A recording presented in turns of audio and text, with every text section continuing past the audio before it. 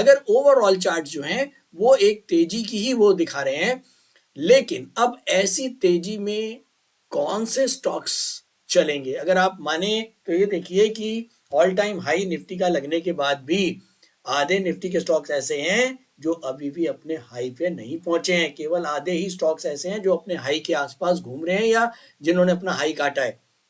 तो ऐसे में स्टॉक सिलेक्शन एक सबसे इम्पॉर्टेंट पॉइंट होता है। चाहे वो हमारा पोजिशनल ट्रेडिंग हो, लॉन्ग पोजिशनल हो, चाहे वो हमको एसआईपी भी करना हो, तो हमको उसके लिए फंडामेंटल्स बहुत ज़रूरी हैं। स्टॉक सिलेक्शन फंडामेंटल्स के आधार पे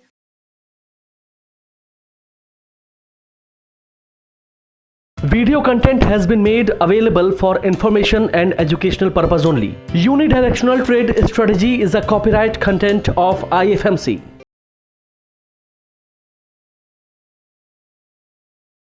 खास बात मेरे पास है आप लोगों के लिए। बहुत दिनों से हम लगातार कोशिश कर रहे थे कि हम फंडामेंटल स्क्रीनर को आपके लिए स्टार्ट कर पाएं, क्योंकि बहुत सारी रिक्वेस्ट हमारे पास ये आ रही थी कि सर इंट्राडे ट्रेडिंग वालों को तो आपने सिखा दिया और इंट्राडे ट्रेडिंग करनी भी आ गई है, लेकिन अब ये है कि अगर थोड़ा सा पोजिशनल ट्रेडिंग करनी है तो वो उसका क्या बेसिस होना चाहिए, पोजिशनल ट्रेडिंग के लिए कैसे हमें स्टॉक्स को सिलेक्ट करना चाहिए, या अगर हमें लॉन्ग टर्म के हिसाब से कोई एसआईपी करनी है, अच्छे वैल्यू स्टॉक्स को ढूंढना है, तो क्या तरीका है।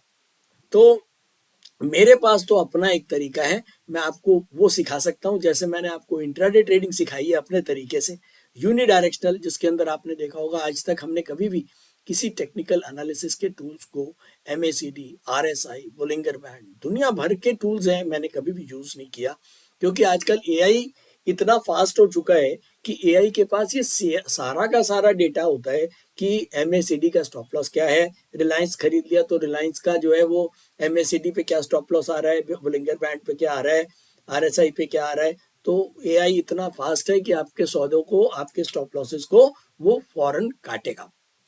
लेकिन शायद यूनिडायरेक्शनल के जो वो हैं टारगेट्स और स्टॉप लॉसेस, वो उसके पास नहीं है और होंगे भी नहीं, क्योंकि ये बहुत डायनेमिक है और इमीडिएटली चेंज होते हैं, तो वो AI के पास नहीं आएगा। नंबर 1।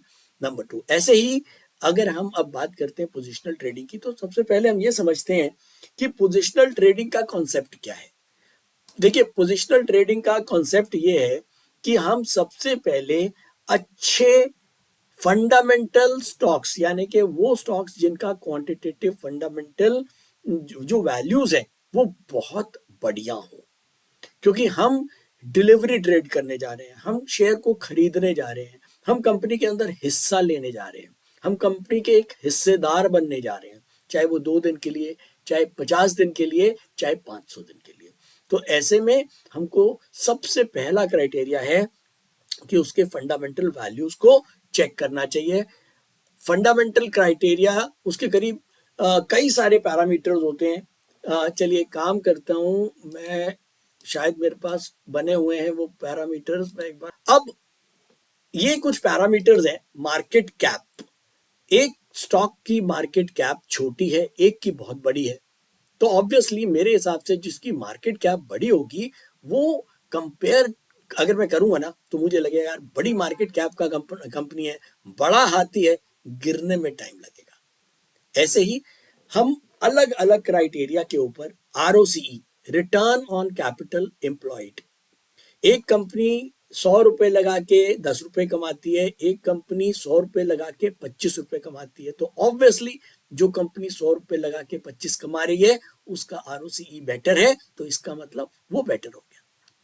तो ऐसे ही ये करीब 21 पैरामीटर्स तो हमने सेफ्टी पैरामीटर्स के अंदर ले लिए। मींस ऐसा कोई सेफ्टी का वो नहीं है, लेकिन मुझे ऐसा लगता है कि एक कंपनी जो मार्केट कैपिटल जिसकी बड़ी है वो सेफ होनी चाहिए कंपैरेटिव टू छोटे मार्केट कैप से।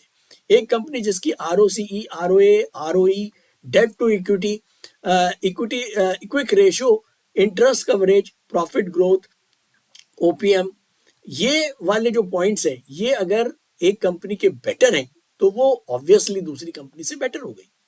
हम केवल यहाँ पर क्वांटिटेटिव फंडामेंटल एनालिसिस की बात कर रहे हैं, ठीक है, इतना तो हम कंपेयर कर ही सकते हैं। अच्छा, चेंज इन एफआई होल्डिंग, भाई एक कंपनी में एफआईआई अपने होल्डिंग बढ़ा रहे हैं और एक में अपने घटा रहे हैं, तो साफ समझ में आता है यार, एफआईआई जिस कंपनी में अपनी होल्डिंग बढ़ा रहे हैं वो कंपनी बेटर है। और चेंज इन प्रमोटर होल्डिंग, ये भी दिखता है कि अगर कंपनी के प्रमोटर ही अपनी होल्डिंग अपनी कंपनी में घटा रहे हैं तो इसका मतलब कोई नेगेटिव साइन है। Change in DI holding, DI अगर बढ़ा रहे हैं तो ऑब्वियसली एक अच्छा साइन है।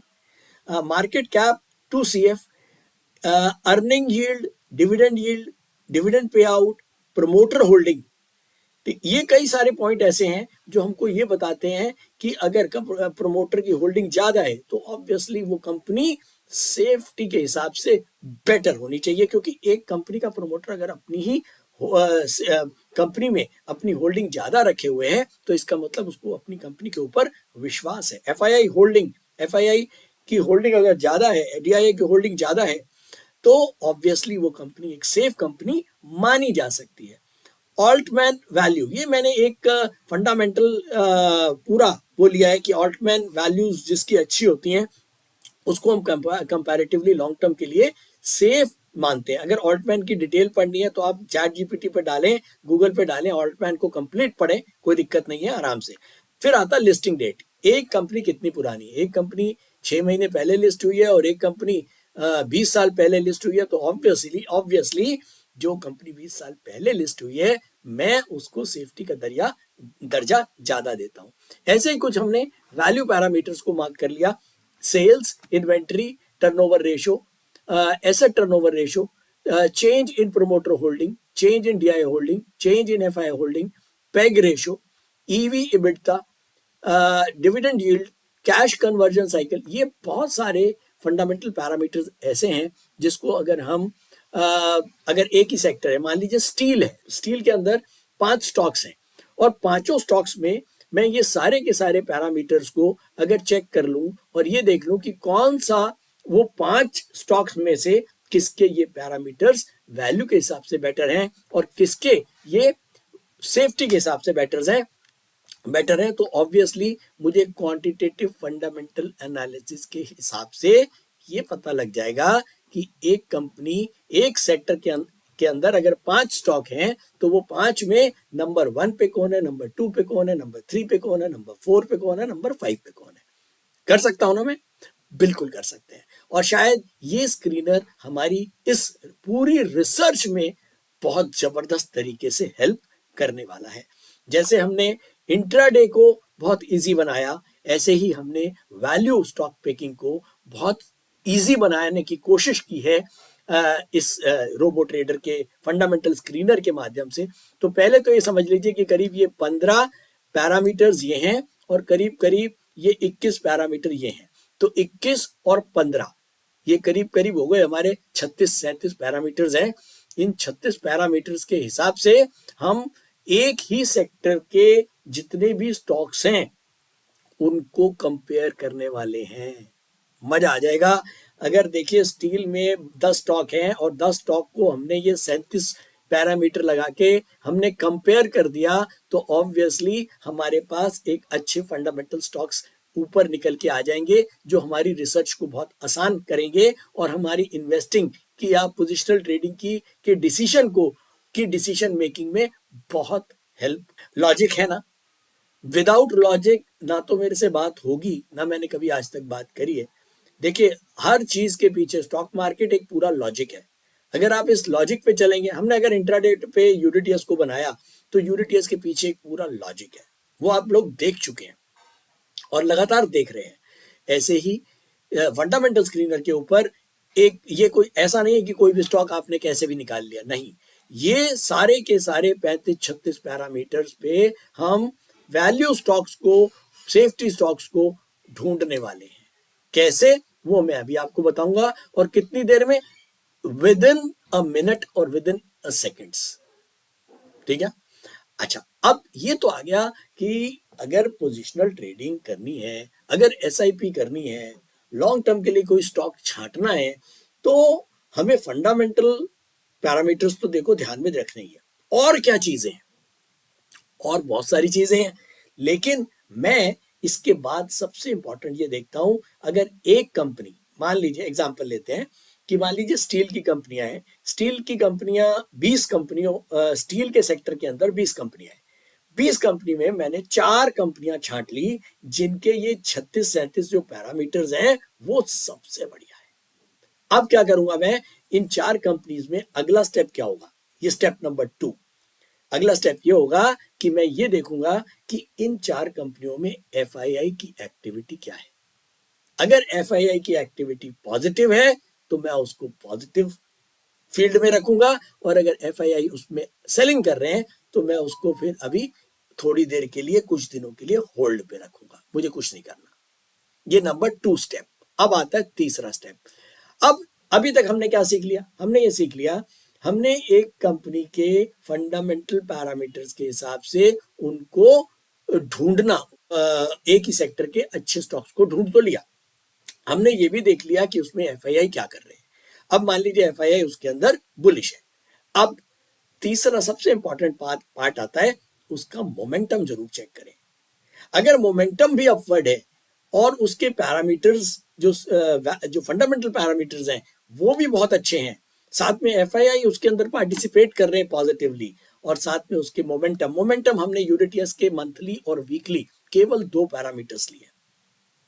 अगर मंथली और वीकली पैरामीटर्स के ऊपर भी उसके अंदर डिमांड है तो बहुत क्लियर समझ में आता है एक ऐसी कंपनी जिसके फंडामेंटल, जो क्वांटिटेटिव फंडामेंटल वैल्यूज हैं वो अच्छी हैं बाकी स्टॉक से, एफआईआई उसमें पॉजिटिव है, और तीसरा मोमेंटम उसमें जबरदस्त बना हुआ है। तो ऐसे स्टॉक्स को मैं मानता हूं कि ये रॉकेट वो हैं जिनके नीचे मोमेंटम का मतलब आग लगती है ना रॉकेट के नीचे, तो मोमेंटम भी अगर पॉजिटिव है, मंथ और वीक के ऊपर वो बुलिश है, तो इसका मतलब रॉकेट के नीचे आग लग चुकी है और रॉकेट उड़ने को तैयार है। अब बड़ी बात क्या आती है, अगर बाई चांस थोड़ी देर ऊपर रॉकेट जाके वापस नीचे भी आ गया तो हमको चिंता क्या नहीं है, चिंता ये नहीं है क्योंकि हमने कोई भी ऐसा स्टॉक नहीं लिया किसी भी एक सेक्टर का जिसके फंडामेंटल्स अच्छे नहीं है। अब अगर फंडामेंटल अच्छे हैं तो हम उसको 5 दिन क्या 5 महीना और 5 साल भी होल्ड कर सकते हैं, लेकिन अगर फंडामेंटल्स अच्छे नहीं है तो आप किसी भी स्टॉक को लंबा होल्ड नहीं कर पाएंगे। तो ये सबसे इंपॉर्टेंट, मेरे ख्याल में समझ में आ गया होगा। चलता हूं एक बार वापस स्क्रीनर के ऊपर। ये आपको फंडामेंटल स्क्रीनर यहाँ नजर आ रहा है, आप इसको यहाँ पर क्लिक करेंगे, यहाँ पर सबसे ऊपर वही सेक्टर नजर आएगा जिसके अंदर सबसे ज्यादा डिमांड है। इस समय यहाँ पर सबसे ऊपर टायर नजर आ रहा है, टायर में करीब 8 स्टॉक हैं और 8 स्टॉक का जो स्कोर है वो 100 है। इसका मतलब ये हो गया कि 8 में से 8 स्टॉक का जो मोमेंटम है वो अपवर्ड है। अब टायर सेक्टर को मैं मानूंगा कि टायर सेक्टर के अंदर एक डिमांड बनी हुई है। क्यों? टायर सेक्टर की 8 कंपनियां, 8 कंपनियां का मोमेंटम बुलिश, तो इसका मतलब क्या हुआ? इसका मतलब ये हुआ कि इस सेक्टर के अंदर वाकई में कुछ हो रहा है। उसके बाद आगे चलते हैं, नीचे हमने ईटीएफ दे दिया। ईटीएफ का कोई मतलब नहीं है, ईटीएफ हमने इसलिए दिया हुआ है कि अगर किसी को स्टॉक्स में नहीं जाना, उसको कहता है कि भैया मैं अपने को, तो कई लोग कहते हैं यार हमको फंडामेंटल से कोई मतलब नहीं है, तो यहाँ पर आप डिफरेंट ईटीएफ्स हैं, कंज्यूमर बीस, फार्मा बीस, ऑटो बीस, आईटी बीस, इंफ्रा बीस, मिड कैप, सिल्वर बीस, बैंक बीस, जूनियर बीस, निफ्टी बीस, गोल्ड बीस, और ये लास्ट के जो 2 हैं ये हैं आपके पार्क करने के लिए, जहां पर ये गवर्नमेंट के गिल्ट 20 हैं जिसमें आप अपना पैसा, अगर मान लीजिए आज 1 लाख रुपया मेरे पास है, मैंने 20,000 के शेयर खरीद लिए, अब मुझे 80,000 रुपया आज इन्वेस्ट करना ही नहीं है, मुझे लगता है यार अभी 10 दिन रुकूंगा, मार्केट कहीं गिरेगी फिर लूंगा, तो मैं अपना पैसा ये गिल्ट 20 में डाल के छोड़ दूंगा। इसको हम पार्किंग ऑफ मनी बोलते हैं। आप इसमें 20 दिन, 2 महीना, 2 साल भी पैसा पड़ा रहेगा तो आपको कम से कम ब्याज आता रहेगा, तो इसीलिए हम उसको बोलते हैं पार्क करना।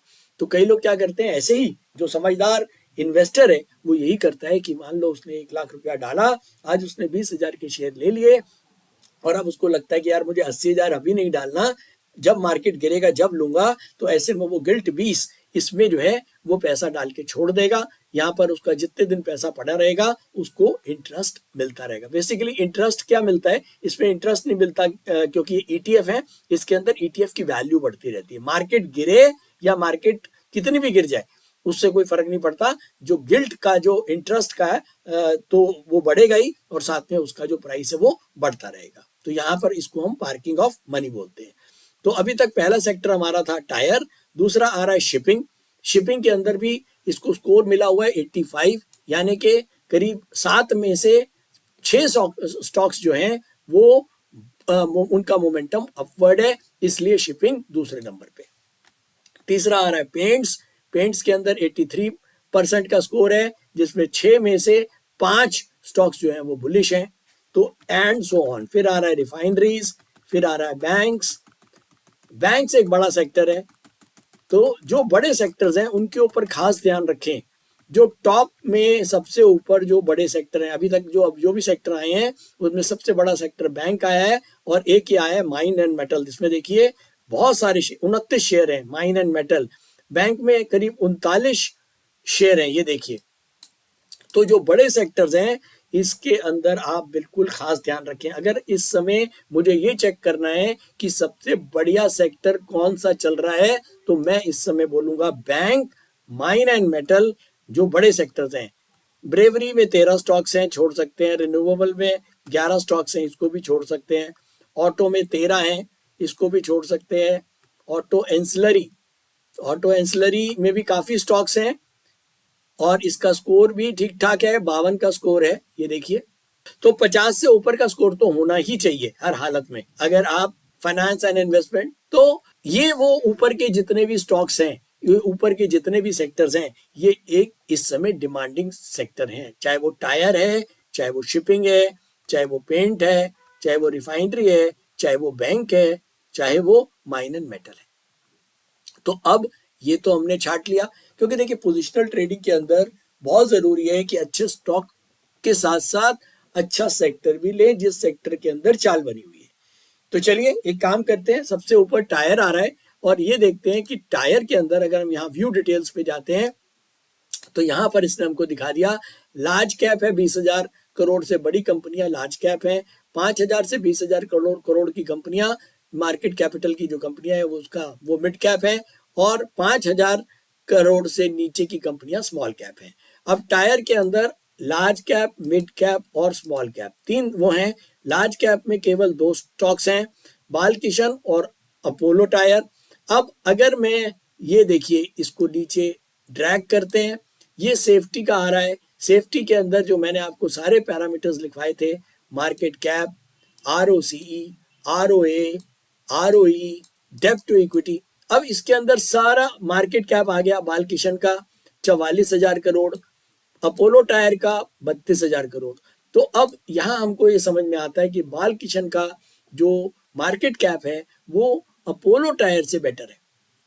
ठीक है, यहाँ पर आप कोई भी किसी किस्म की एडवाइजरी या बालकिशन और अपोलो पे अटके नहीं। यहाँ हम केवल बात कर रहे हैं ए और बी स्टॉक की।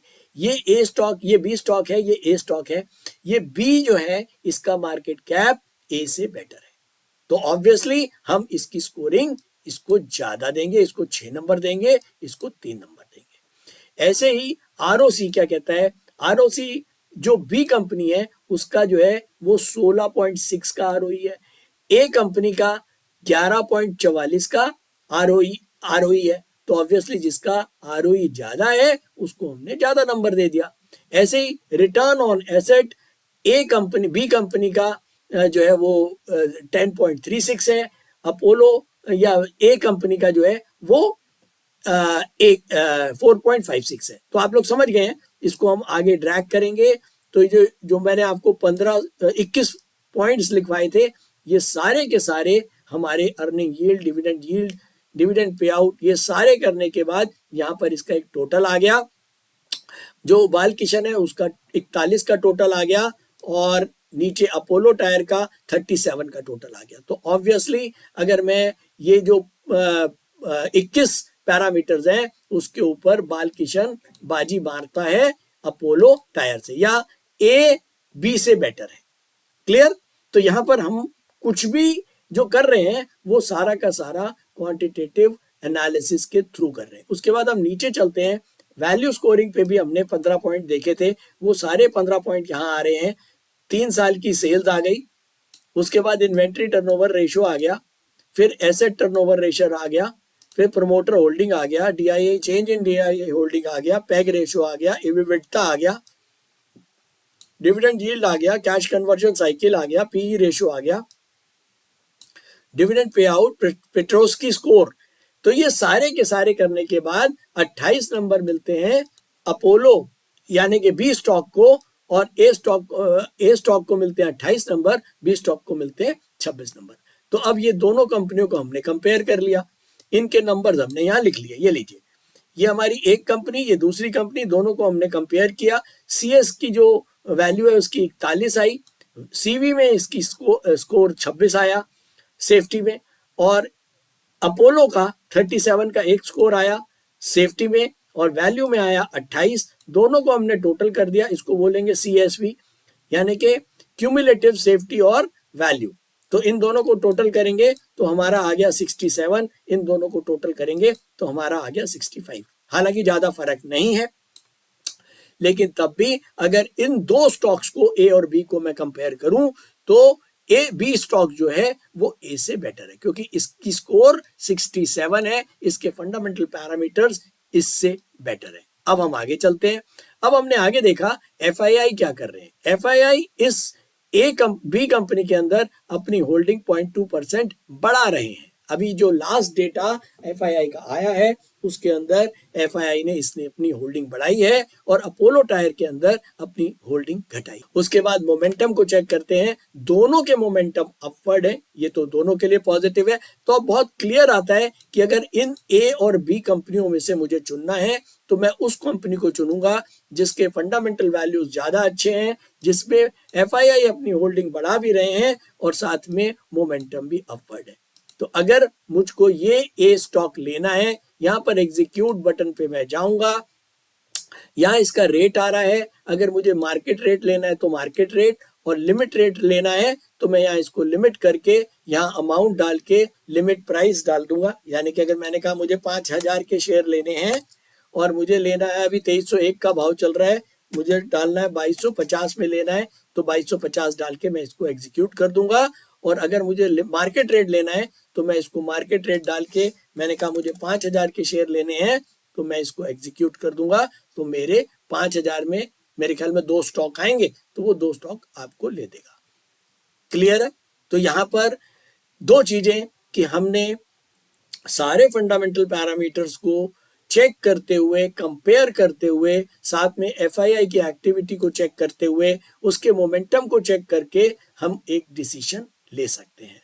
और जो भी आप यहाँ पर लेंगे उसका, यहाँ पर ये तो हो गया हमारा फंडामेंटल स्क्रीनर, नीचे पोर्टफोलियो आएगा, यहाँ पोर्टफोलियो आपको पूरा नजर आएगा। जैसे मैंने ये बालकिशन ले रखा है अभी चेक करने के लिए, 5 क्वांटिटी लिया, ये रेट आ रहा है 11,572 रुपए का, मैंने अमाउंट ले लिया। LTP आ रहा है अभी जो रेट चल रहा है वो 2301 का चल रहा है, और हमने लिया है 2314 में। यहाँ पर इसका M2M भी दिख रहा है। और अब मैं इसको नीचे करता हूँ तो मुझे ये जितने भी हैं ये सारे के सारे लार्ज कैप हैं। लार्ज कैप में मुझे दिख रही है कि मेरी जो टोटल इन्वेस्टमेंट है वो है 42,983 रुपए। ये देखिए, ये कैटेगरी वाइज मेरी इन्वेस्टमेंट आ रही है कि पोर्टफोलियो में ये सारे लार्ज कैप के स्टॉक्स हमने लिए हुए हैं। अगर मुझे किसी को खत्म करना है, मान लीजिए मुझे बालकिशन 5 शेयर लिया हुआ है और मुझे इसको यहाँ से खत्म करना है, तो मैं एग्जीक्यूट पे जाके अमाउंट डाल दूंगा।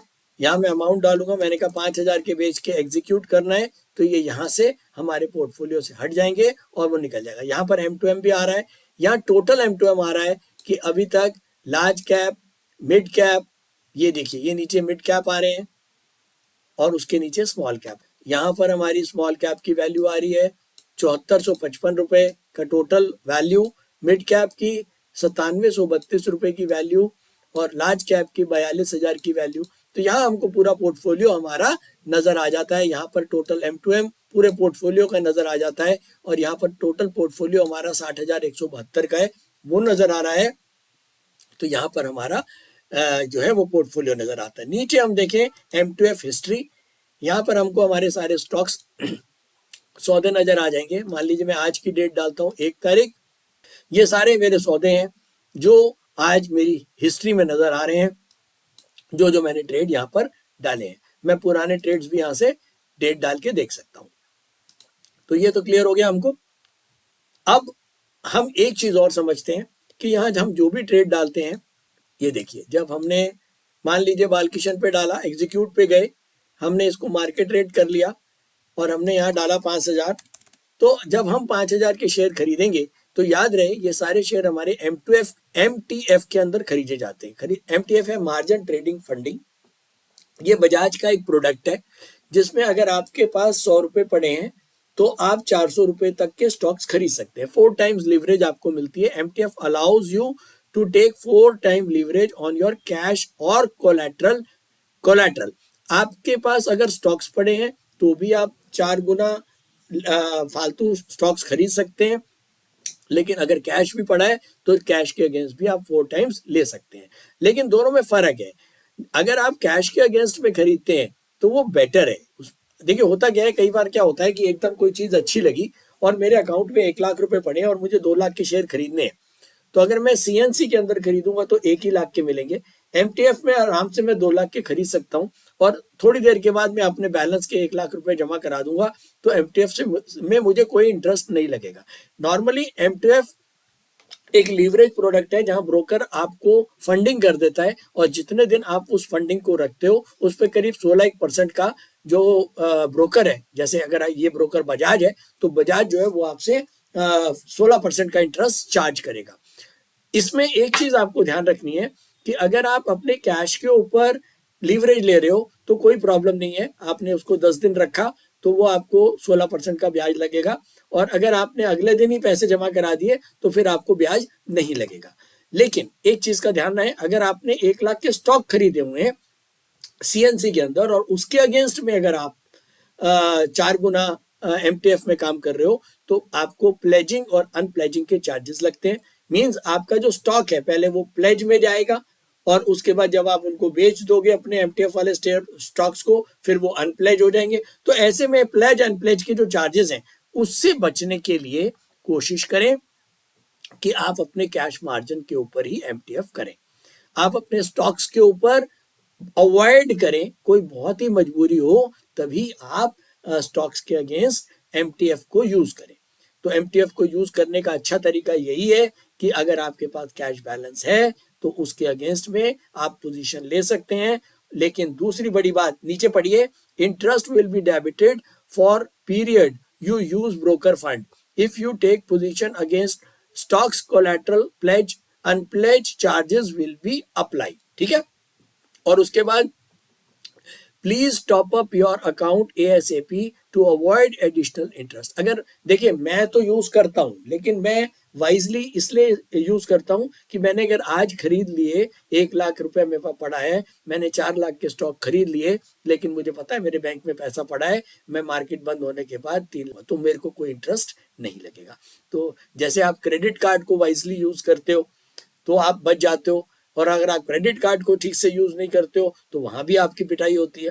तो यहाँ भी अगर आपने केवल लेते चले गए और इंटरेस्ट लगता गया तो आपकी कॉस्टिंग बढ़ती रहेगी। तो देखिए जितने भी ये प्रोडक्ट होते हैं ब्रोकर के, इनको वाइजली ही यूज करना चाहिए अपने फेवर के लिए। तो मेरे ख्याल में ये आपको समझ में आ गया है।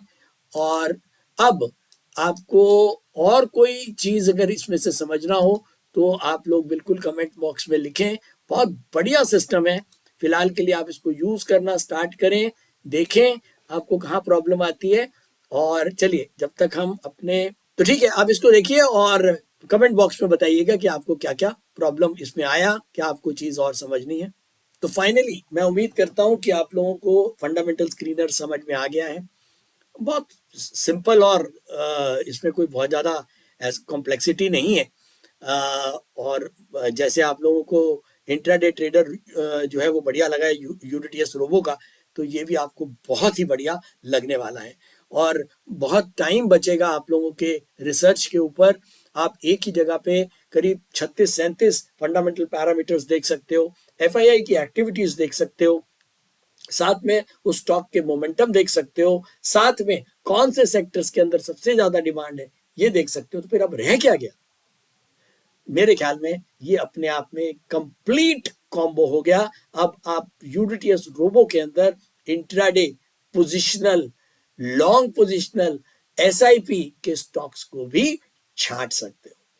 तो चलिए एक काम करते हैं, अभी हमने सीख तो लिया, प्रैक्टिकली एक बार देखते हैं कि अगर ऐसी मार्केट है, पहले तो जरा कैसी मार्केट है मार्केट को देखें। मार्केट देखिए, ऑल टाइम हाई के ऊपर आज हम ओपन हुए और फाइनली हम नीचे आए हैं करीब 26,180। हम ओपन हुए थे 26,150, 26,320, 26,320 पे ओपन हुए। अभी चल रहा है 26,214। इंट्राडे डाउनवर्ड मूवमेंट है, लेकिन अगर मैं बात करूं मंथली चार्ट्स की, तो मंथ के ऊपर हम लगातार बुलिश हैं, डे के ऊपर हम बुलिश हैं और वीक के ऊपर भी हम बुलिश हैं। अगर ओवरऑल चार्ट जो हैं वो एक तेजी की ही वो दिखा रहे हैं, लेकिन अब ऐसी तेजी में कौन से स्टॉक्स चलेंगे? अगर आप माने तो ये देखिए कि ऑल टाइम हाई निफ्टी का लगने के बाद भी आधे निफ्टी के स्टॉक्स ऐसे हैं जो अभी भी अपने हाई पे नहीं पहुंचे हैं। केवल आधे ही स्टॉक्स ऐसे हैं जो अपने हाई के आसपास घूम रहे हैं या जिन्होंने अपना हाई काटा है। तो ऐसे में स्टॉक सिलेक्शन एक सबसे इंपॉर्टेंट पॉइंट होता है, चाहे वो हमारा पोजिशनल ट्रेडिंग हो, लॉन्ग पोजिशनल हो, चाहे वो हमको एसआईपी भी करना हो, तो हमको उसके लिए फंडामेंटल्स बहुत ज़रूरी हैं। स्टॉक सिलेक्शन फंडामेंटल्स के आधार पे, और उसके साथ साथ और क्या क्या चीज़ें देखते हैं। तो चलिए फटाफट एक आध प्रैक्टिकल करते हैं।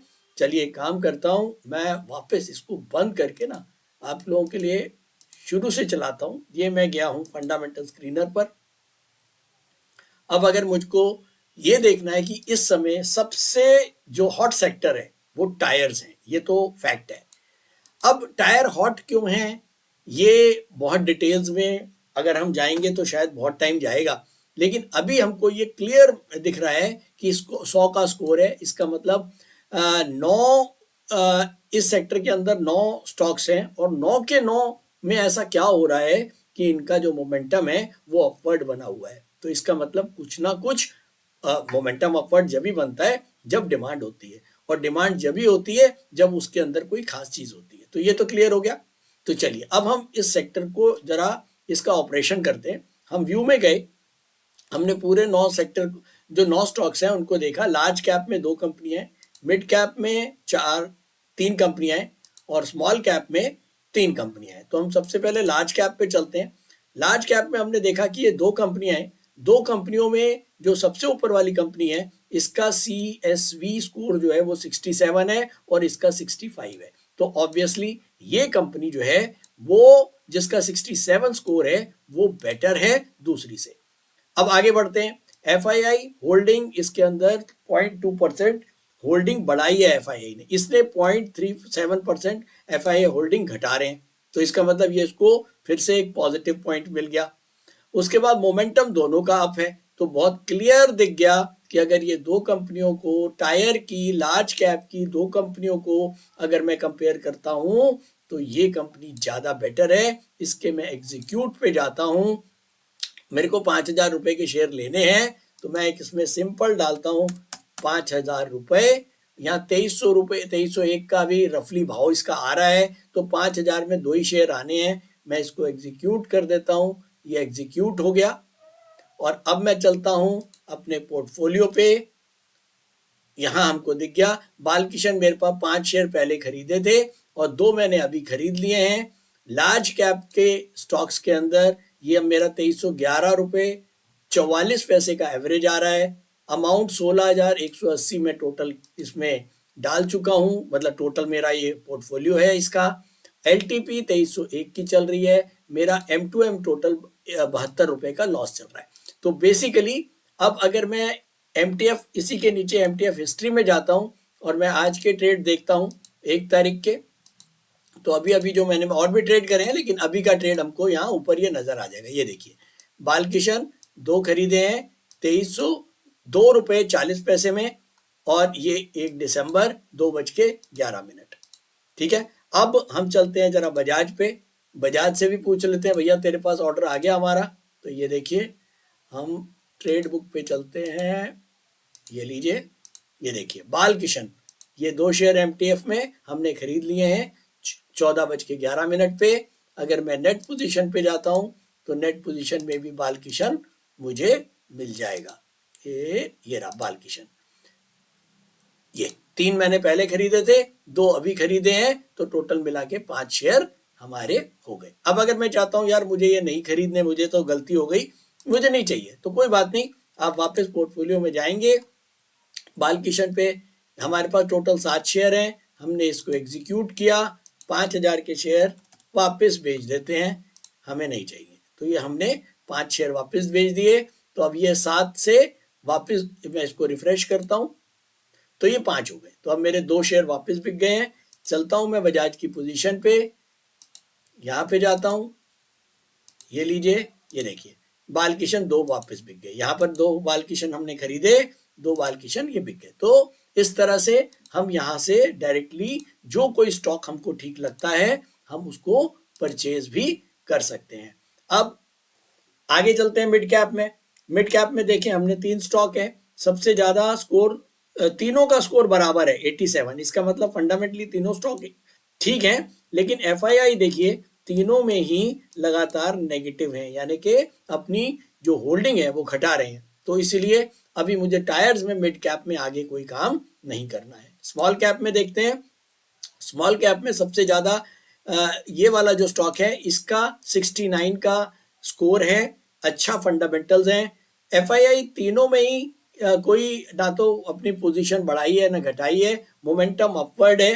तो अगर मैं चाहूं तो इसको एग्जीक्यूट कर सकता हूं, लेकिन 4700 रुपए का शेयर है, बहुत महंगा शेयर है, तो मुझे इसमें कोई काम नहीं करना। तो वापस बैक करते हैं। तो अब हमने टायर्स में एक स्टॉक ले लिया, ठीक है। अब ये जो हमने स्टॉक लिया है हमको पता है इसकी फंडामेंटल बहुत अच्छे हैं, FII इसके अंदर पॉजिटिव है, साथ में इसका मोमेंटम भी अपवर्ड है। अब अगले स्टॉक की तरफ चलते हैं। अगला ETF है, ETF अभी हम छोड़ देते हैं। अगला शिपिंग आया, शिपिंग के अंदर ज्यादा स्टॉक्स नहीं है, 7 ही स्टॉक हैं। हम व्यू डिटेल्स में गए, large cap, mid cap, small cap. Large cap में केवल एक ही स्टॉक है, जहां 1 या 2 स्टॉक हैं ऐसे को अवॉइड करें क्योंकि उसको कंपैरिजन नहीं मिल रहा। अगर 5-6 स्टॉक होंगे तो वो कंपैरिजन कर पाएगा। कहते हैं ना एक अकेला आदमी रेस में भाग रहा है तो वही फर्स्ट है और वही लास्ट है। तो इस लार्ज कैप में अडानी पोर्ट आ रहा है, अपने को इससे कोई मतलब नहीं है, छोड़ दो। मिड कैप में अब कंपटीशन आया है, 3 स्टॉक का कंपटीशन है, जिससे सबसे ज्यादा जो स्कोर है वो इसका है GE शिप का और 94 का। FII जो है 0.24% की होल्डिंग भी बढ़ाई है और मोमेंटम भी अपवर्ड है। तो एक ठीक ठाक सी कहानी इसमें लग रही है। एग्जीक्यूट पे जाते हैं, एक 1130 रुपए का करंट भाव चल रहा है, 5000 रुपए का हम बाय कर लेते हैं। तो वापस GE शिपिंग पे जाते हैं, ये देखिए नीचे परचेज हो गया है, ऑर्डर पे गए, ये रहा GE शिपिंग। 5000 में 4 शेयर हमको मिलने थे, 5 उसने खरीद दिए। नेट पोजीशन पे जाते हैं, नेट पोजीशन पे GE शिपिंग 8 खरीदे हुए हैं, इसका मतलब पहले भी हमने कुछ खरीदे हैं और बाद में और खरीदे हैं। अब अगर मुझको यहाँ से ये नहीं चाहिए तो वापस सेम मैं पोर्टफोलियो पे जाऊंगा, तो रिफ्रेश कर लेते हैं, GE शिपिंग 5000 के वापस हम बेच देते हैं। अब ये जो मैं बाइंग और सेलिंग हुई है मेरी, इसमें इंट्राडे की ब्रोकरेज लगती है, इसमें डिलीवरी की ब्रोकरेज नहीं लगेगी। डिलीवरी की ब्रोकरेज जब ही लगेगी जब हम इस सौदे को कैरी ओवर कर लेंगे। तो ये आपको समझ में आ गया। चलिए और आगे चलते हैं। स्मॉल कैप में अगर मैं देखूं, CMAC एक 104 का इसका स्कोर है। FII इसमें बाइंग कर रहे हैं, मींस अपनी होल्डिंग बढ़ा रहे हैं, मोमेंटम अप का है। तो एग्जीक्यूट पे जाते हैं, 5000 के शेयर 954 रुपए का भाव है, इसको हम एग्जीक्यूट करते हैं और ये लीजिए CMAC कहाँ गया, ये रहा CMAC। अब टोटल 10 शेयर हो गए हैं। अभी हमने कितने खरीदे हैं, पहले भी कुछ खरीदे होंगे। ये देखिए CMAC हमने 5 खरीदे हैं, 5 हमने पहले खरीदे थे। अभी हमको नहीं चाहिए तो हम वापस जाएंगे अपने पोर्टफोलियो पे, इसको रिफ्रेश करेंगे। CMAC 10 शेयर हैं, वापस हम 5000 का खत्म कर देते हैं, राइट। तो मेरे ख्याल में क्लियर हो गया आपको कि किस तरह से हमको जो टॉप सेक्टर्स हैं उसके अंदर ऐसे स्टॉक्स को ढूंढना जिनकी फंडामेंटल वैल्यूज बहुत अच्छी हैं, एफआईआई उसमें पार्टिसिपेट कर रहे हैं और साथ में उनका मोमेंटम भी अपवर्ड है, तो ऐसे स्टॉक्स जो है वो पोजिशनल ट्रेडिंग या लॉन्ग पोजिशनल के लिए एक अच्छी बेट मानी जा सकती है। लेकिन हाँ, आप लोग इसके ऊपर, क्योंकि ये केवल क्वांटिटेटिव एनालिसिस तो कर देगा, लेकिन बाकी की डिटेल्स आप चाहें तो और अपनी रिसर्च कर सकते हैं। ये बेसिकली हमको यहाँ पर पूरी रिसर्च अगर आप देखेंगे, ये देखिए, जैसे अगर मैं टायर्स पे भी जाता हूँ, अगर मैं टायर्स की व्यू डिटेल्स पे जाता हूँ, तो यहाँ पर अब अगर ये पर्टिकुलर स्टॉक है बालकिशन और मुझे ये इसके अंदर सब जो फंडामेंटल्स है वो अच्छे लग रहे हैं, तो मैं इन फंडामेंटल्स को नीचे एक एक फंडामेंटल में सारा इसका चेक कर सकता हूं। जो मैंने आपको शुरू में 35-36 पैरामीटर्स दिखवाए थे, वो हमारा सेफ्टी और वैल्यू स्कोरिंग के अंदर ये सारे के सारे पॉइंट्स आ रहे हैं। इन सारे को आप एक ही जगह पे देख सकते हो, तो हमारी जो स्टूडेंट्स की रिसर्च है वो बहुत ईजी हो जाती है। एक ही स्क्रीन पे हमको 36 पैरामीटर्स को कंपेयर करने का मौका मिलता है और हम बेस्ट सेक्टर या डिमांडिंग सेक्टर के डिमांडिंग स्टॉक्स, जो फंडामेंटल जिनके जो वैल्यूज हैं वो अच्छी हैं, वो हमको एक ही जगह पे देखने को मिलती है। तो शायद बहुत इजी होता है हमको एक पोजिशनल ट्रेडिंग के डिसीजंस या एसआईपी का डिसीजन या इन्वेस्टिंग का डिसीजन लेने में आपके पास सब कुछ इंफॉर्मेशन सामने क्लियर होनी चाहिए। तो मेरे ख्याल में समझ में आ गया है। अपने बनाइए छोटे छोटे पोर्टफोलियो, अगर बना सकते हैं तो। कोई दिक्कत आती है, कुछ समझ में नहीं आता है, तो आप हमारे को कॉल कर सकते हैं और कोई चीज समझ में नहीं आती तो उसमें आपकी जरूर हेल्प करेंगे।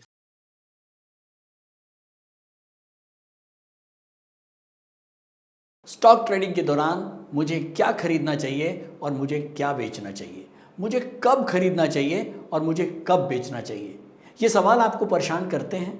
तो चलिए सिंप्लीफाई करते हैं स्टॉक ट्रेडिंग को और निकालना सीखते हैं वो एक्यूरेट पॉइंट्स जहां हमें स्टॉक को बाय या सेल करना है, मेरे यानी मनीष तनेजा के साथ आईएफएमसी की यूडीटीएस स्ट्रैटेजीज से। यूडीटीएस यानी यूनि डायरेक्शनल ट्रेड स्ट्रैटेजीज, जो है हर स्टॉक ट्रेडर की पहली पसंद, जो बनाती है स्टॉक ट्रेडिंग को सिंपल, एक्यूरेट और स्ट्रेस फ्री। यूडीटीएस स्ट्रैटेजीज सभी इंटरवल्स पे काम करती है, चाहे वो इंट्राडे हो, पोजिशनल हो या लॉन्ग पोजिशनल हो। मेरे 26 सालों के एक्सपीरियंस और एक्सपर्टीज का निचोड़ है यूडीटीएस। आईएफएमसी की लोकप्रियता का राज है उसकी copyright strategies, and IFMC is unchallenged leader in stock market education. IFMC is now a school of 10 million learners, awarded twice by Delhi City Icon Awards. So let's begin UDTS online course by IFMC.